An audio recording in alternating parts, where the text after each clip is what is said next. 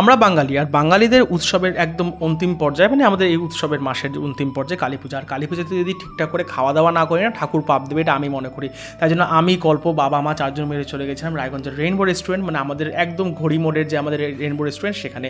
আর এখানকার chilli chicken আর নানে তো কোনো কম্পিটিশন অন্য কেউ দিতে পারবে না, এত দুর্দান্ত বানায়, এত দুর্দান্ত বানায়।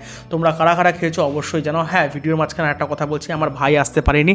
আর এই সমস্ত যখন আমরা চারজন মিলে বেরোই বা আমার বাড়ির সবাই যখন একসাথে বেরোয় না, আমার সত্যি খুব খারাপ লাগে ভাই, সত্যি তোকে মিস করছি, মানে মিস ইউ, বাস এটুকুই বলবো। আর তারপর নিয়ে নিয়েছিলাম হচ্ছে পনির বাটার মশলা, আর পনির বাটার মশলাটা দুর্দান্ত, মানে আমার আজকে চিলি চিকেনের থেকে পনির বাটার মশলাটা বেশি ভালো লেগেছে। কারণ কি, মা আর কল্প খেয়েছে পনির বাটার মশলা, আর আমি আর বাবা খেয়েছে চিলি চিকেন। রেইনবোতে আসবো, চিলি চিকেন খাবো না, এটা তো কোনোদিন হতেই পারে না। চিলি চিকেনটা মাস্ট যাকে বলে। পনির বাটার মশলাটা ভালো ছিল, অবশ্যই ভালো ছিল, কিন্তু চিলি চিকেনটা আলাদাই একটা ফ্লেভার। আর এখানে আমার মাকে দেখো ক্যামেরার সামনে আসলে খালি হাসে, আর কি বলবো। যাই হোক, সারা জীবন যেন তোমরা এরকম হাসি খুশি দেখো, এটাই আমি সবসময় চাই।